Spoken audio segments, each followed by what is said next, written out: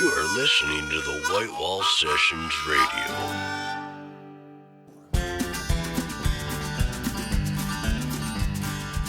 Welcome to the White Wall Sessions Radio.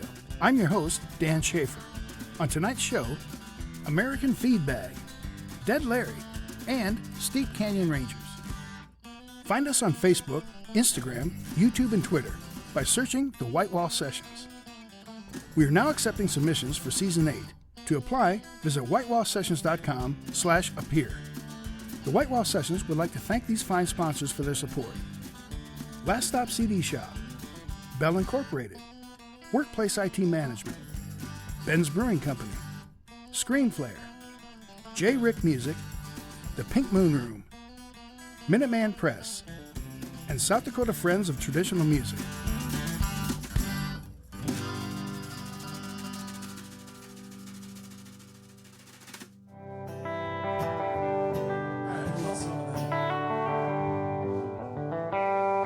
Give me some of Dad. Traveling from Madison, Wisconsin, American Feedbag joined us for Season 7 in early April. Their full sound crosses multiple genres and draws inspiration from deep-rooted Americana music. American Feedbag is Jake Frauke, piano, bass, and vocals, Chris Sheehan, guitar and vocals, Colin Wymore, lead guitar, and Paul Collier, drums.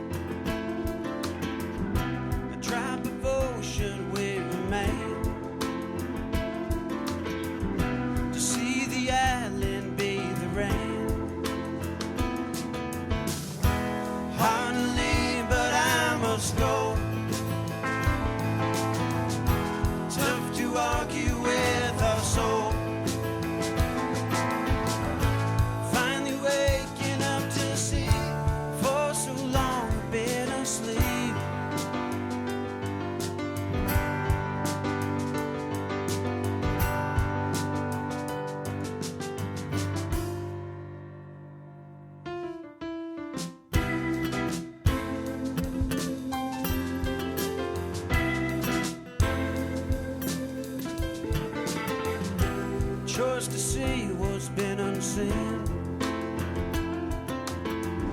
Departure from said routine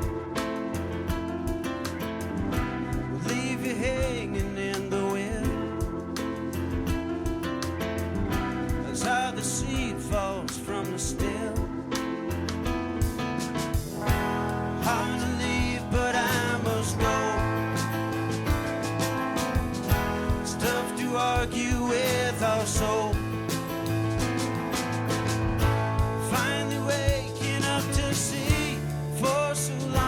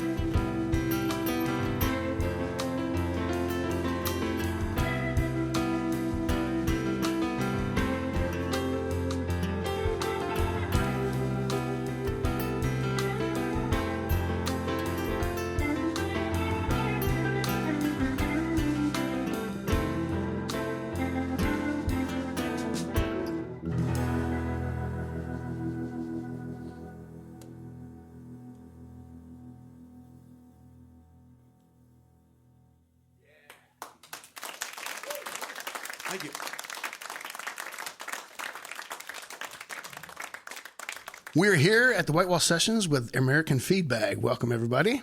Thank you. Thanks. Chris Sheehan. Am I saying that right? You are. Yeah, thank you. Nailed it. Can you introduce the band here? Sure, we got Jacob Frelke. I always kind of, I don't know if I always say that right. You did well. I was going to let you say that for sure. Yeah. So Jake's, me and Jake are kind of like a duo a lot of times, and then when we're really lucky, we get to play with these guys. Yes. So we got Colin Wymore over here, who is rocking it on the electric. From Minneapolis. Mm-hmm. And we got Paul Collier. Exactly. From Minneapolis on the drums. Yeah, I should say, Jake, where are you from right at this point? Boy, kind of tumbleweeding around the Midwest right now. Between Wisconsin and Minnesota is kind of where I'm at. And I'm in Madison myself. You're in Madison. So how do you handle Vikings-Packers games when that happens? We play music. Stay away from it. Sorry, I haven't watched a game in a couple of years. I couldn't name one person on either of the teams. Good. Is McMahon still playing? So the driftless region, is that what they call that below La Crosse there? Correct, yeah. What brought you there? Well, it was because Chris was living in Madison, Wisconsin, and I was up in Minneapolis at the time. And yeah, there's a freeway right out there, but I like to take side roads and get off the beaten path. And I started driving through the driftless area, and I grew up 3 hours away from it, never knew it existed, or 4 hours away from it. And I'm like, what? What is this? And I love the mountains, and so it was like the closest thing to the mountains and kind of in the backyard of where I grew up. So the driftless area, Highway 14 from like Viroqua to Madison is just a beautiful drive, and I just fell in love with the area. And it was a little closer for me. It was kind of a halfway point between Minneapolis and Madison, just a little down the road. And we had a couple seasons ago. We had Lou Shields on. Oh yeah, sure, he lives not that far away from me actually. Right. Yeah, and 20 minutes. Oh, he lives near you. Yes. Okay, because I think he was saying he kind of drove through that and said, "Oh, I'm stopping here. This is beautiful." Yeah, and now he just I think recently got married and settled to the area. Great. Yeah. Well, so you two kind of started the band, right? Correct. How did that happen and when? At one point, Jake and I were both living in the Twin Cities area, and we each answered a Craigslist ad to join a band with a good buddy of ours at this point. I was actually up in Brainerd at that point. Oh, yeah, I guess. We've never really lived in the same town. Yeah, so we all were joined in a band that was based out of Minneapolis, the Reverb Country Dusters, we were called at the time. And then I moved to La Crosse. My now wife, got a job there, and then she got a job in Madison. And so when I moved to La Crosse, it was still like a 2.5 hour drive, but I was still kind of able to keep that band going. But once I was in Madison, it was like a 5 hour drive or 4 or 5 hour drive. So I was like, yeah, I can't, hit that every Sunday practice at that point. But and I just kept kind of chasing him. You're from St. Cloud, right? But I'm from St. Cloud originally. Yep. And so these two guys over here, just awesome drums. They rip it. That's what a Telecaster and a Princeton amp is for, the way you're playing. That's why it's made. Absolutely. When did you guys, or how did you meet these two?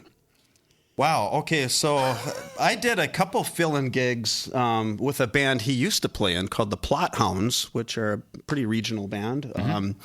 So that's how I met him. And then I think we just asked you to do a couple shows with us through time. And so we did like a 3-piece, a couple of shows. And then you and Paul had played together. Yeah, we kind of roll in the similar circles. We play in a couple of bands together as well. So I think he just reached out to me, asked if I want to play a gig, and it's kind of just went from there. That's why I'm pretty sure I jumped in without any rehearsal the first gig. Just kind of. Oh, for sure. Yeah, he had no idea what we were playing, and so he just every time is better successfely because I know the song's better. Every time. Nailing it. Yeah. Well, Paul, your drum style particularly. When we, usually a full drum kit, we had the cart out, and you kind of have everything in your hand. You had a snare and a bass and cymbals. Yeah. That and then That's it. so it's a smaller kit, but you got to be able to play. I mean, your style is different on that. Yeah. I kind of. I do that purposely sometimes, especially with a group like this, where it's like, I mean, they're doing the heavy lifting. They're the focus. I'm not the highlight of the music, and so I like having fewer options so I can make the most of them and really fit what they're trying to do.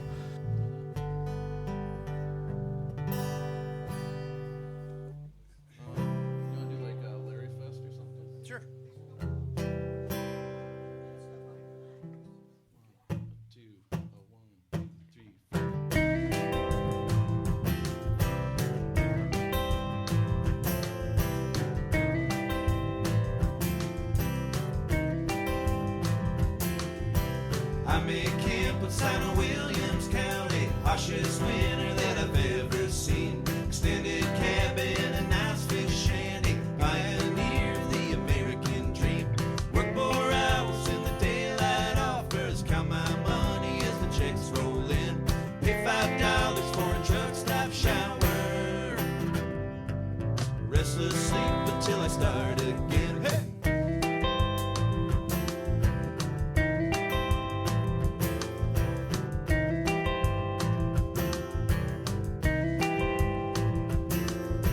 I came up from a town of nothing. Steady work, well, there was none to find.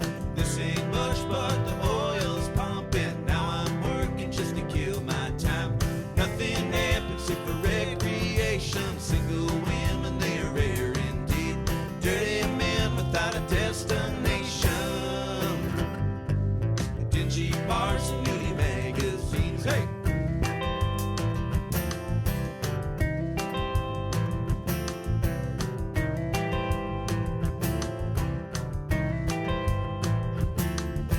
Rent runs higher like it's New York City. Most of us don't have that luxury. Some guys sending money back to family. But on my own, my money stays with me. 5 years time, so stay before I move on. We all know all this is going to end. I don't worry about my occupation. One goes bust, another starts again. Hey!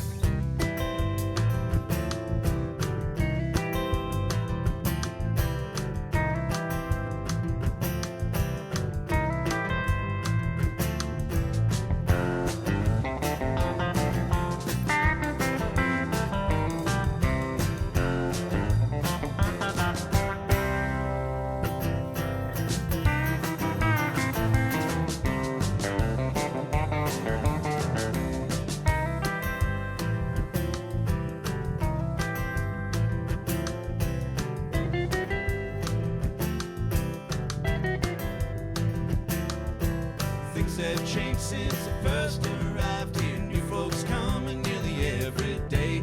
I don't mind the extra crime they're bringing. Keep me higher than the Empire State. Something beautiful about the skies here. Those Dakota stars, they shine so bright. Distant flames in the process cinders.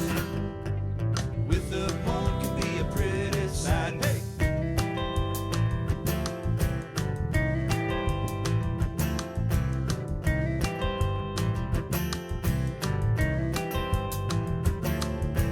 5 years time, so stay before I move on. We all know all this is going to end. I don't worry about my occupation. One goes bust, another starts again. Hey! One goes bust, another starts again. Hey! One goes bust, another starts again. Hey!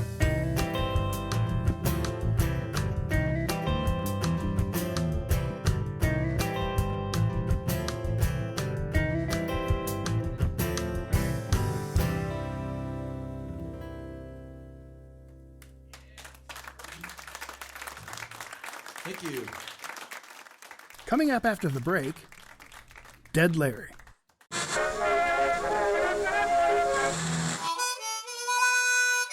You are listening to the White Wall Sessions Radio.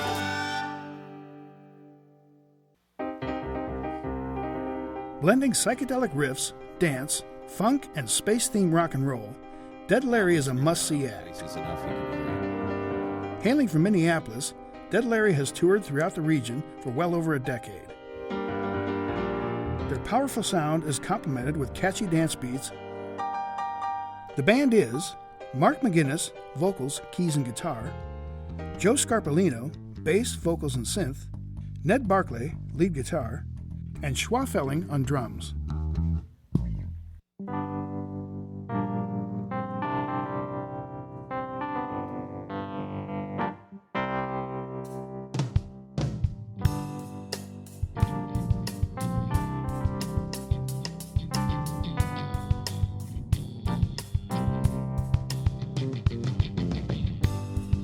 I saw you in the video at my old house in my old room. I bet back then you didn't know that I'd be grieving at your tomb.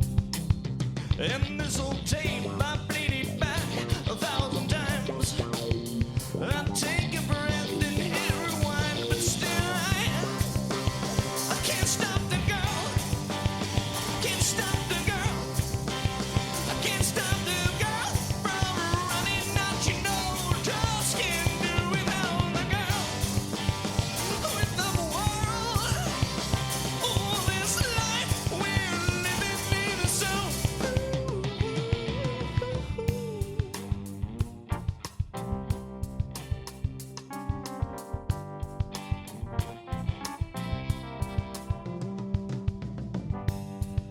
I heard you on the telephone in a message from long ago. I bet back then you didn't know I'd still be listening and you'd be gone. 'Cause you cracked your head when I broke my hand on that steering wheel. And in my mind I hit rewind, but still I can't stop the girl. Can't stop the girl. I can't stop the girl from running out. You know, just can't do without the girl. With the world, oh, this life we're living in the zone.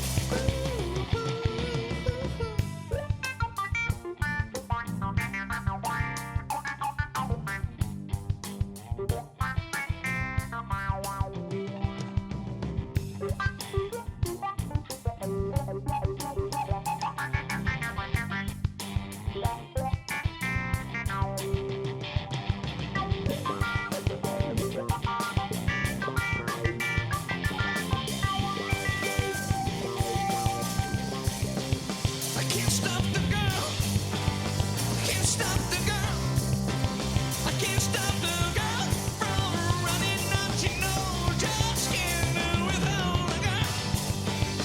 With the world, oh, this life we're living in is so cool. Yeah, yeah, yeah. Oh, yeah, yeah, yeah.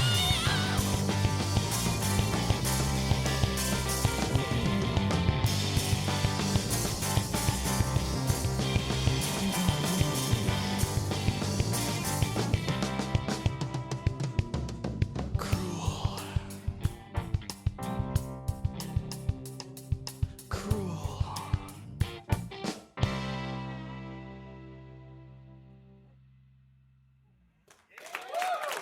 Thank you. All right. We're here at the White Wall Sessions with Dead Larry. Welcome. Thank you. Thank you. This was a great day. This is a lot of fun. I bet you get that a lot when people see you. They say, that was awesome. Right, yeah. Anyway, Mark, can you introduce the band? Yeah, so I'm Mark. This is Joe. There's Ned, and that's Schwa. Schwa. Schwa. Yeah. Josh Schwa. I like it. We knew a lot of Joshes growing up, so he became Schwa. That makes sense. It's a drummer name, you know? Yeah. So when did this band start? 14, 15 years? Yeah, about 15. So 2004. Four. Yeah. So when we're still in high school. Really? Officially. We don't remember exactly the day, but we kind of celebrated on my birthday. It was around in the middle of June somewhere. I think that was the first time we all like played music together, Yeah. like at Joe's birthday party. Really? Yeah. And that was in Iowa City, right? That Correct. was not Yep. Minneapolis. Yep. Okay. And so you were all in the same high school together? No. Close. So we all went to school. I guess I never. At one point, yeah, but then Yeah. We moved We've all around. been in the same school together at one point. Yeah. Mark and I definitely were in high school together. Yeah.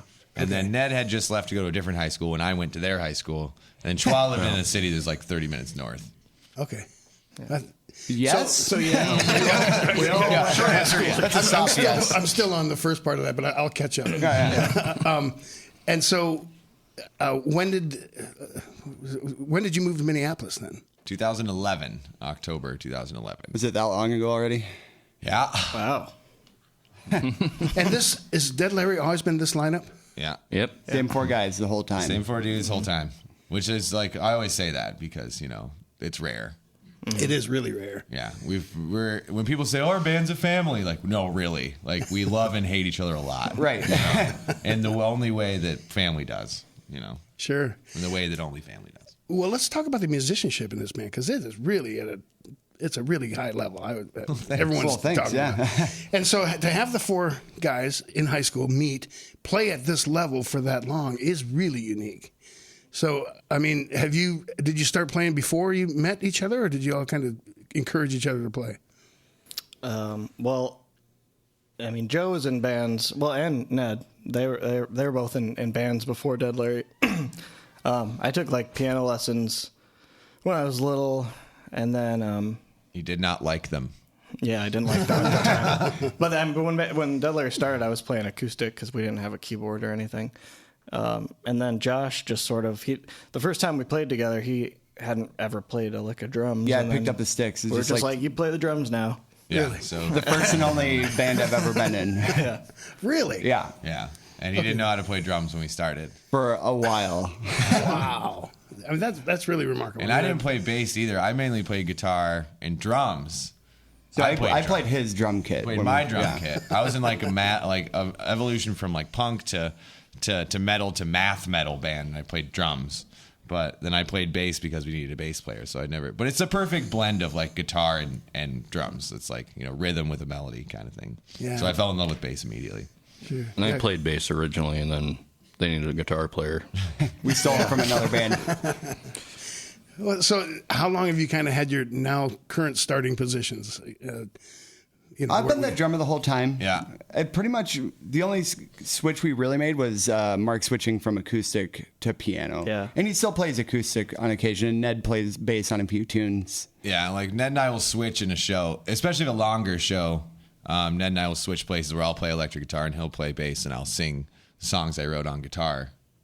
But more and more so, like everything we've been writing recently has just been bass, guitar, keys, drums. Yeah. But a lot of our old stuff, I'm playing acoustic and there's no keys, like the first couple albums. Yeah. Well, so did you start as a cover band or did you start playing originals right away? all original. We've always been very, very poor at playing other people's music. Yeah. We just can't seem to get the hang of it, Yeah. We've always we've just been writing. It's been all original, pretty much the entire time. How do these songs start? Who usually brings them in? Usually Mark, and then occasionally me. And we bring in songs differently too. Like Mark will have more of an idea of a song or like a riff or a couple parts that go together, or maybe like a few lines, and then bring it to us, and then we'll write the song. Whereas a lot of times I'll bring like a finished song to the band, and then we'll make the parts to it. So it's a little different. And there's a lot of stuff that Mark started out writing that we all ended up making it actually a real song. Mm-hmm. Yeah, I like to kind of make the vocal part based around the volume of these guys, because it's kind of different when I'm just sitting by myself. Yeah, I bet. Yeah. So when you bring in the song, Joe, is the funk already there, or does that happen? Funk is always there.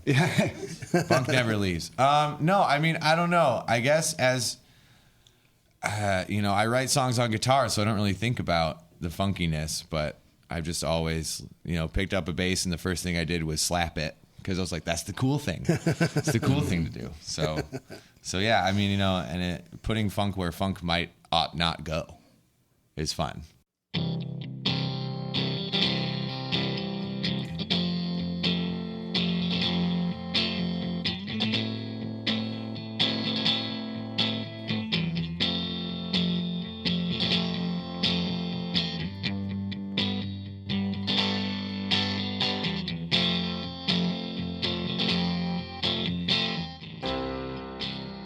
Well, oh, how time flies. So many years are just passing by through an endless sky.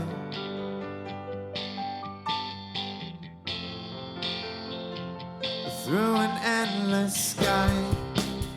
The words that we say and the love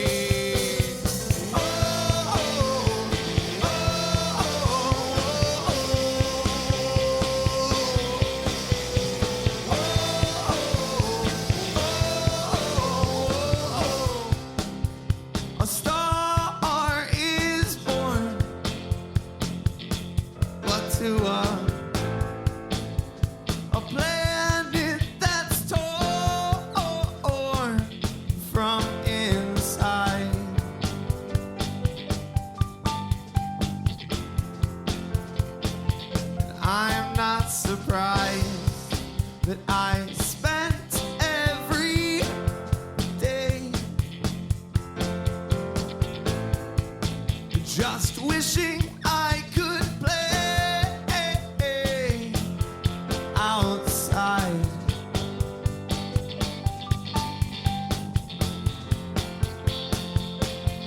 Outside.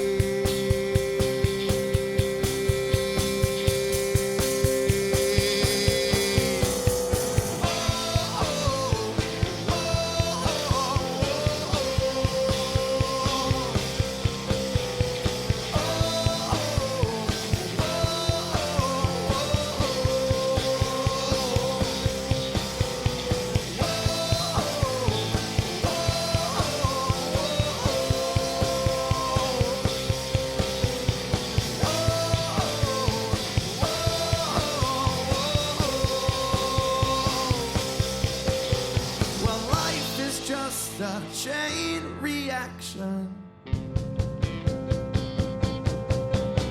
A man of words and a man of action. Another trip around the sun. A man of heart and a man of wisdom.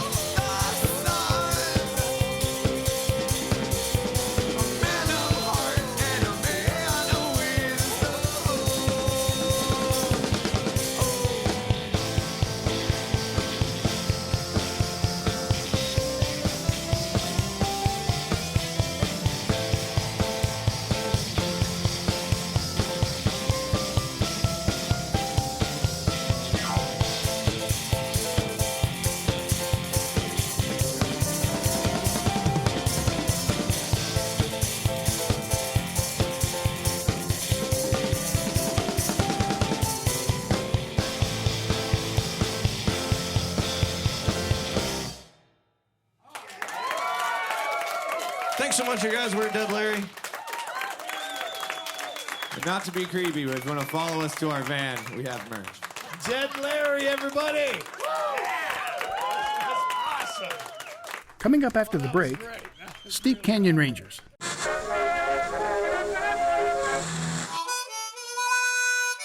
You are listening to the White Wall Sessions Radio. Check 1, 2. While in Sioux Falls to back up Steve Martin and Martin Short, world-class musicians Steep Canyon Rangers made an unforgettable visit to a packed White Wall studio.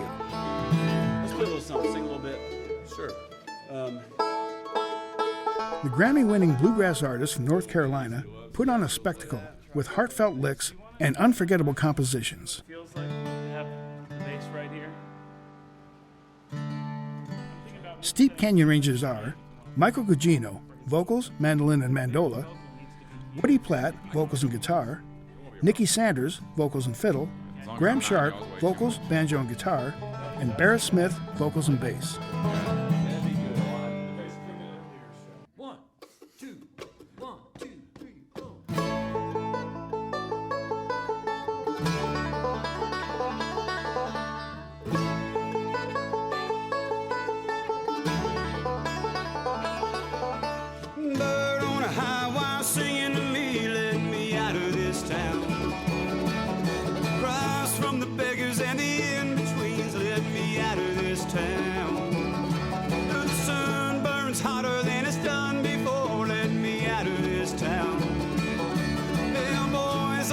Shouting Civil War, let me out of this town.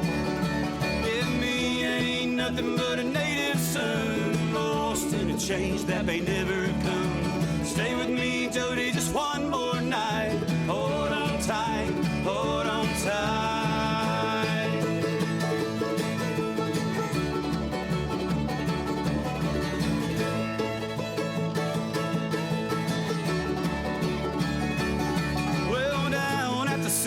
the same old sound led me out of this town. They're folding up the favors and they're passing around, led me out of this town. Like the dime store dealers, they're all one and the same, led me out of this town. They're standing on the corner calling your name, led me out of this town. Yeah, me ain't nothing but a sinner's son, lost in a change that may never come. Stay with me, Jody, just one more night. Hold on tight, hold on tight.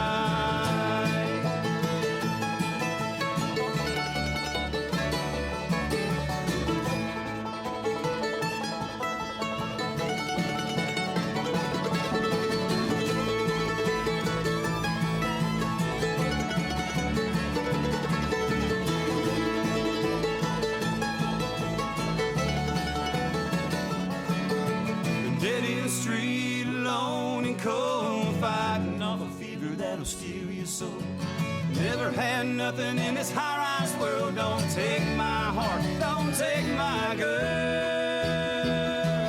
Bird on a high wire singing to me, let me out of this town, out of this town, let me out of this town.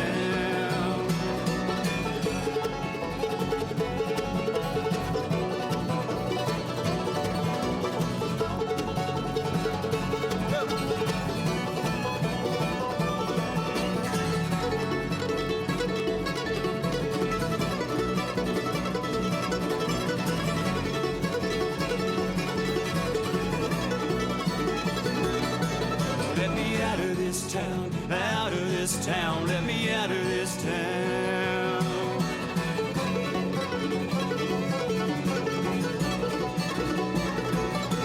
Let me out of this town, out of this town, let me out of this town.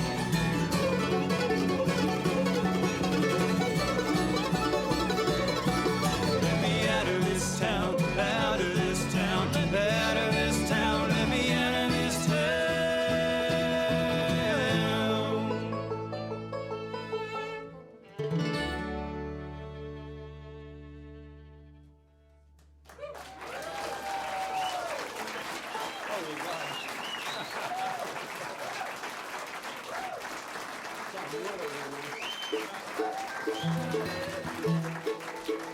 Thank you. It's one off of our new project. All right. We're here at the White Wall Sessions with Steep Canyon Rangers from the great state of North Carolina. Welcome, guys. Yeah. All right, thanks for having us. Thank you. Graham Sharp, could I get you to introduce the band? Yeah, sure enough. So on my left here, originally from raised in California. He was a student up at Berkeley College of Music when we first met him, and now he lives in Asheville, North Carolina. Plays the fiddle, plays the keys, a little bit of this, a little bit of that. It's Mr. Nicky Sanders right here from Asheville, North Carolina.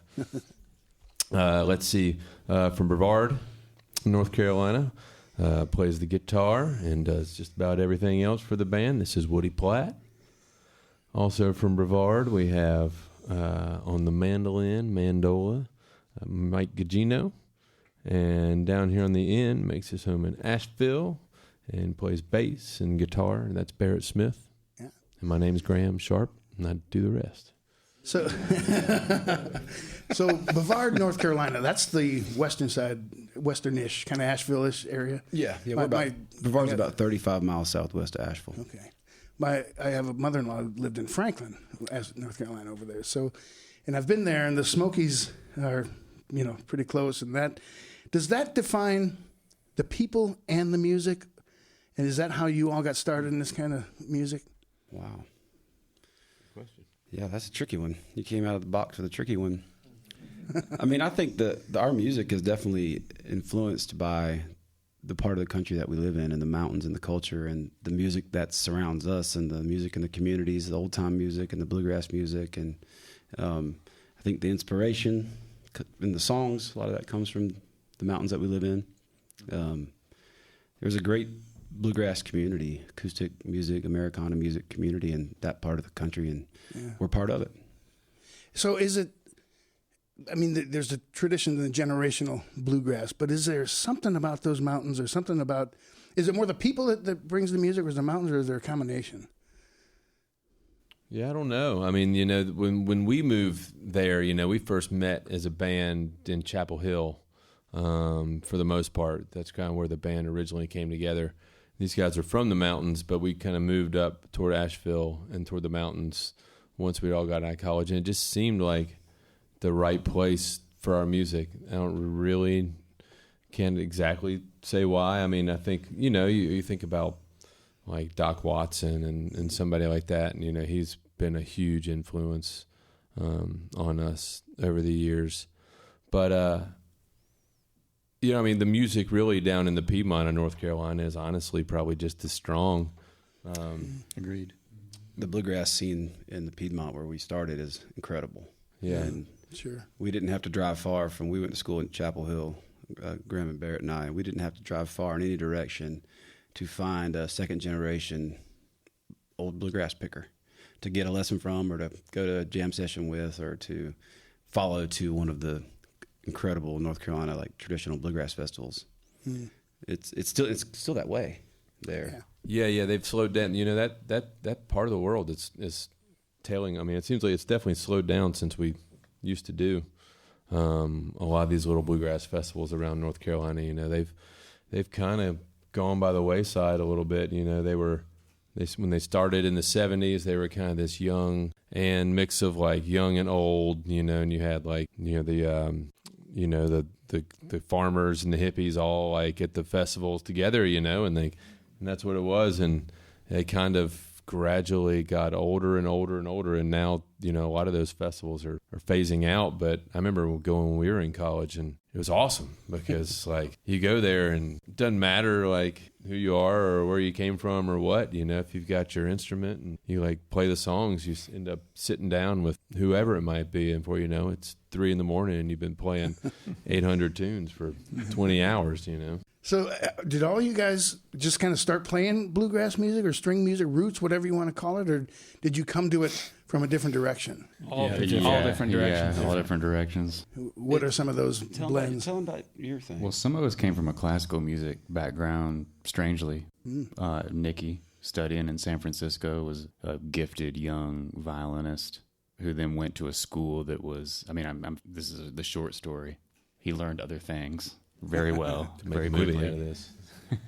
Thank you, Barrett, for being biographer. That's the nickname. I would like to also mention that Barrett is a Taiwanese finger-picking champion. Really? He won the award when he was there. So we all have different little things, places that we came from. 1, 2, 1, 2, 3.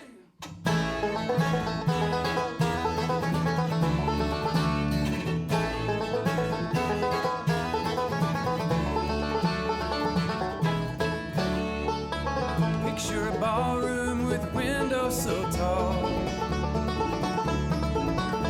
with nothing to do there but slow dance and walk, where the love that you give, it comes back sevenfold.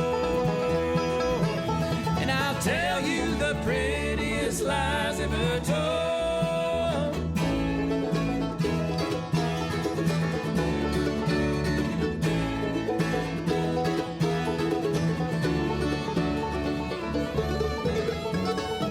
Picture a bright, clear blue sky without end,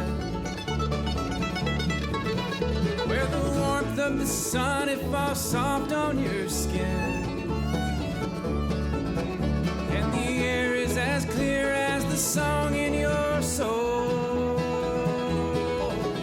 And I'll tell you the prettiest lies ever told. Come dance, dance here with me, come dance. Set yourself free, come dance. Melinda, come dance.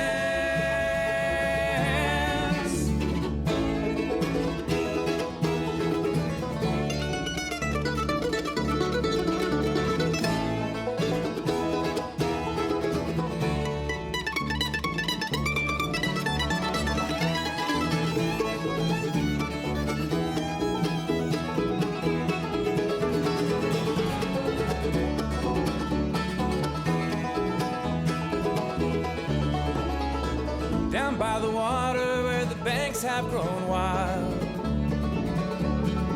There you can drift off to sleep and awake as a child.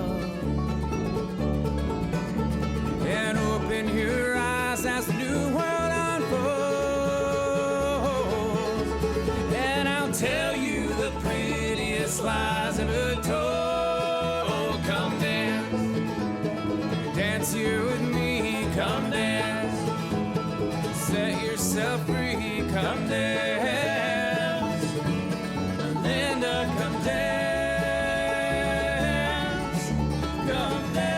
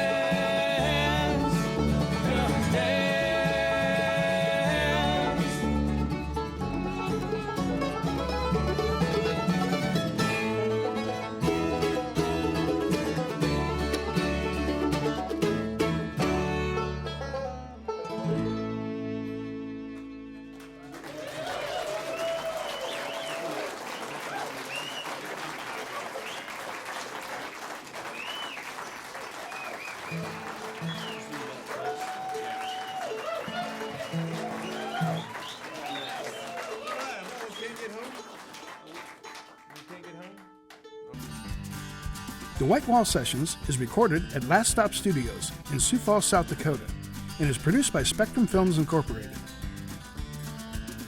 Executive producers are Jeff Zuger, Doug Taylor, Greggy Johnson, and Jay Fishback. Head of broadcast is Dave Palmer. Associate producer is Mike Yeager. The White Wall Sessions Radio is produced and edited by Jeff Zuger. Audio recording and mixing by Carl Koiser, Kevin Phipps, and Dave Palmer. Scheduling and artist relations, Tom Eisner. I'm your host, Dan Schaefer. Join us next week, same time, same station.